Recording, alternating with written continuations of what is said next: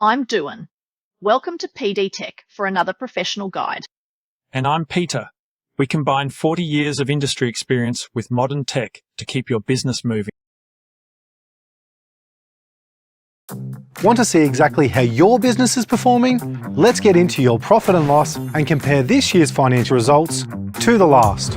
Open your profit and loss report, select this financial year, click Compare With, and select 1 year, then Update.